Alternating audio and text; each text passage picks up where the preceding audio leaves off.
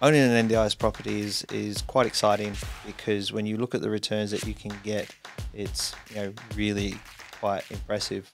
I like Perth for the fact that it's a nice small city, lot of hospitals, shops, all those close by. So then, therefore you can make a pretty good investment.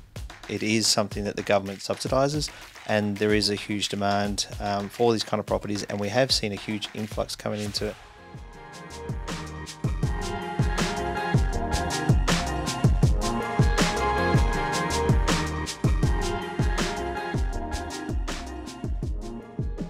All right, so we'd just like to welcome Harsha, and thought we'd have you in just to have a quick chat about owning an NDIS property, and now we're on the hunt for number two. Yes, it's that.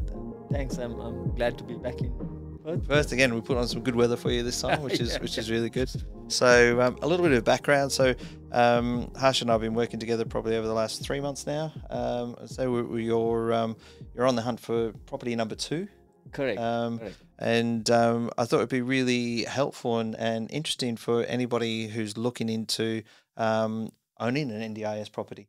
I thought perhaps you could share some of the thought process that you went through that attracted you to NDIS ownership. So, when we first spoke, you had a lot of questions, and obviously you're far more in depth now. You know a lot more about the process and NDIS in general. So I guess I'll start off by saying, what attracted you first to NDIS?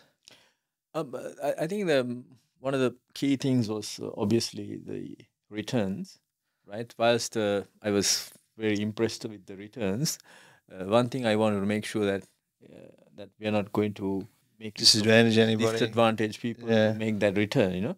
So in that sense, I did a lot of discussions. I had a lot of I checked on it to see how the How it all whole works. scheme is coming together, and then I realized that it's a payment that the government is making, and there is a huge shortage of hospital beds. Being part of that part of the community that is going to look after the disabled people, Yeah. and that's the time I thought Now's a good time to jump time on. to jump on. Well, I'm glad you're honest about it. Obviously owning an NDIS property is quite exciting because when you look at the returns that you can get, it's really quite impressive compared to conventional property ownership. But as you rightly pointed out, it is something that the government subsidises, and there is a huge demand for these kind of properties, and we have seen a huge influx coming into it. Now, I guess what's also a good question to ask you is like, what were the biggest fears that you had about owning an NDIS property, other than the fact that you wanted to make sure that the occupants weren't disadvantaged? What were the other concerns that you had? So I think the biggest thing is that you're building something specifically for a particular class of occupants. So then you're not basically having the entire property market covered. So there is a risk of you having a product which may not, you won't be able to think. So you want to make sure that you're well covered, you're with the right people in this journey, so that you're looking at a good STA manager who is going to look at it from the design stage to make sure everything is what the final participant would want to live in.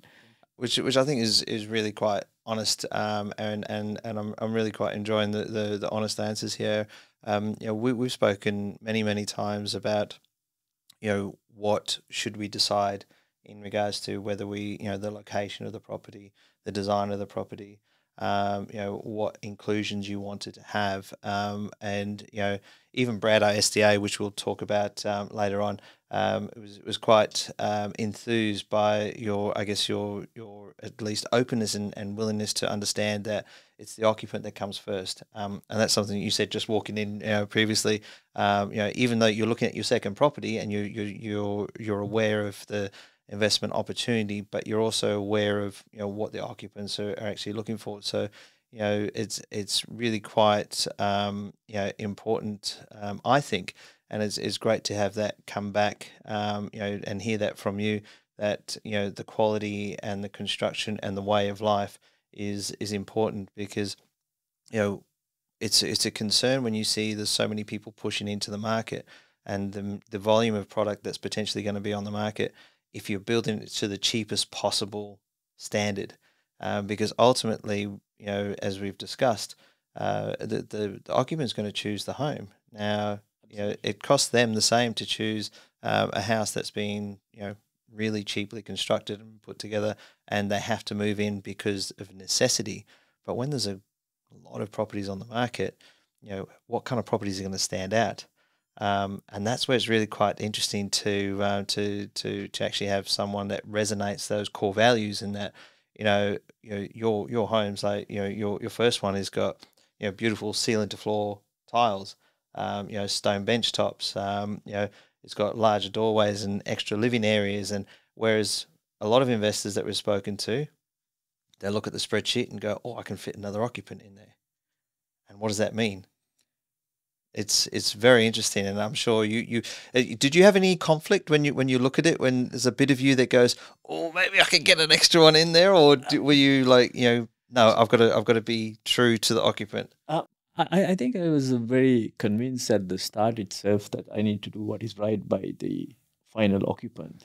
That's what they're going to call that home for a long time to come. Correct. Right? Will all depend on your design, the quality which you put in, and the love and care you took in designing and putting it together. Yeah. It's important to have returns, but you can't only chase returns in this instance, because you're dealing with people who are already disabled and need some help from the community. Yeah. So whilst the returns are good, you need to make sure you do what is Socially right responsible. Yeah, I do like that.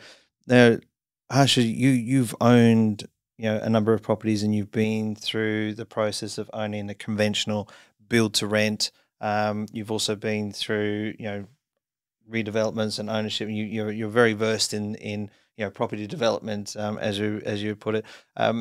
Tell me, how have you found owning and building an NDIS property compared to conventional? Has it been more scary? Has it been a bit more difficult? What are the challenges that you faced, and what surprised you about the process? So I think the what really surprised me, and I think the good thing is also that there is more uh, involvement in making sure that everything is right, from because the tolerance levels are very low in this instance as opposed to a standard home. So for example, I think the color schemes have to be right, the flow, everything, that it should be well leveled. So all those things are a lot of input is required. Yeah. So I think in that sense, so what was important to me is that you need to find the right people to work with also, and then that the team has to be very, knowledgeable and this thing. So as opposed to a standard, metric on build home or anything like that, which is a Run of the mill. cutting type of a thing. This involves a lot of this thing. So the challenge was to trying to get a feel for what is actually the process of approval stages and things that is involved in making this a success. Yeah. That's something which was little. Yeah. And have you found the process, with us? I mean, I guess one of the things that we've tried to do for our clients, and tell me if you think we've got it right, is where we've tried to put all the pieces together, where I guess potentially you could have been left to your own devices. So we've tried to give you the choice of location. We're involved very intimately with the design process as well as the SDA. We're very intimately involved in connecting all those dots, providing finance solutions and and obviously modeling and all of those sorts of things. So you're not left with questions, and hopefully, our journey together is sort of demonstrated that with fact that we don't leave anything unanswered. Like we make sure that you've got 100% confidence in what your decision is going to be, and because we've given you all of the information, whether it's good or bad. Yeah, that's a good point that you raised, because I think in the process so far in that journey, what I've seen is that whenever we selected a location, we looked at the reasons behind that selection, the boxes we ticked close to hospitals, close to parks, or whatever that could be, and then we compared quite a bit of properties to see what is good and bad in each of those, and had a comparison. And also the fact that it was very comforting to know that we get at an early stage, we involve the STA manager and get some input on the design stage also, so that we don't have surprises at the end. Yeah. So we are the process itself was good so far, and Oh, that's good to hear. And I guess that sort of raised an interesting conversation in that a normal build is a lot less forgiving. And one of the things that we've been hearing along the grapevine is that there's a lot of people that have jumped on board to get these properties, and there's a lot of corners that are being cut, and they're ultimately going to pay the penalty, not only because they've gone for potentially cheaper builds, but they build into the lowest common denominator when it comes to what the minimum requirements are. So something goes wrong is going to be catastrophic, because not only is the occupant now going to have to be moved out of their home that they're in, but the investor is now faced with significant costs to potentially bring their property back up to scratch, because they've got the wrong advice. And I think one of the things that our team here have been very meticulous in is maybe a little bit too meticulous, is that constant affirmation, not only from the SDA care provider through to the SDA certifier, to make sure that there is nothing that's left that could potentially trip us up in the future. And then that, combined with our premium construction and build and finish, should ultimately position you with some wonderful product that people are going to want to stay in for a long time, which is ultimately the goal. Yeah, I think so. That in summary, I think that's a good A good way to put it. yeah, way to put it. And I think that's because the if you want to cut the investment, and if you want to do that, well, I think what you need to understand is finally you're not going to live there, and it's finally somebody else is going to. So I don't think the cheapest would be the answer in this case. So I guess you need to always think about the final participant. I think that's a nice way of putting it, because that you can't make it any simpler than that, can you? That's the thing. So you can have all these spreadsheet percentages throwing 25 yield and all those things. What good that would it bring if you don't get the revenue coming through your door? Correct. No, I agree with that. And then finally, I mean, obviously the process, it's hopefully it's not been that scary, compared to conventional property buying and for investing. And obviously, like I said, you've done investment before. Hopefully we've made it a very simple, comforting process.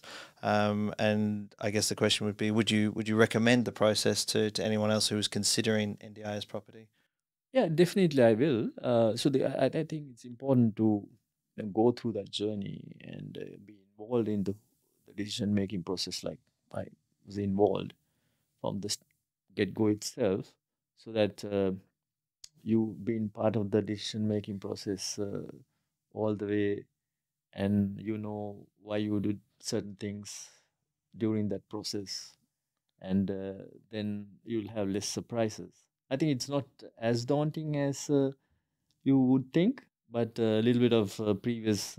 I mean, I come from a background where I have done a few property investments, so I needed to learn a little bit, but I had some background knowledge, Yeah. and then that really helped as well. Even if you didn't have that knowledge, I suppose it's not as scary as you would think. Yeah. But I suppose so. The partners you work with is very important, and when choosing the partners, you also choosing the outcome as well. Correct. I think that's a very nice way of putting it. But obviously, you've flown over specifically to see your next project, and Perth obviously is a long distance for you. So what made Perth your I guess your port of call for at least number two now, of buying an NDIS property? So I think one thing you need to keep in mind is that NDIS payments are not location related, and also, I mean, I like Perth for the fact that it's a nice small city, um, where you get lot of hospitals, and shops, all those close by. So then, therefore you can make a pretty good investment, uh, and make use of that early development life cycle of It's a good answer. Australia. The majority of the answers that we get, just so you know, is that it's cheaper. So which is also probably a fair comment as well. Like I share the sentiment in that I think we're at the early stage of the growth in regards to NDIS property supply and the industry as a whole. And we've got a lot to learn from what's happened over east as well. But like you said, I think it's very attractive because you can get a good property close to really great amenities, and you're not going to have to pay over $1 million for it, which is a big win, and allows you to have a diverse portfolio. Whereas if you do look at what it would cost you to do something similar over east or in your own kind of neighbourhood, what you've invested in your two properties. You'd be lucky to have one whole property, and your income would be, as you said, the same. So it makes a lot of financial sense, but also it's a lot more attractive because of the stage of the growth Absolutely. curve as well. Yeah. So I think you summed it up quite well. I think you got early growth stage of Western Australia, just entering this space, and also less stock, so that demand for the properties are also high, Yes. and also compared to Sydney or Melbourne, I think overall property prices are much less. Yeah. You can't get any property in, say, in Western Australia. Sorry, in Sydney. I mean, what, 30-40 kilometers away, even at $1.5 million just on the land. Yeah. So now you're looking at almost land and NDIS package less than $1 million or close to $1 million over here. Yeah. So that's because it's not the payments are not location dependent, and it's a national thing. Yeah.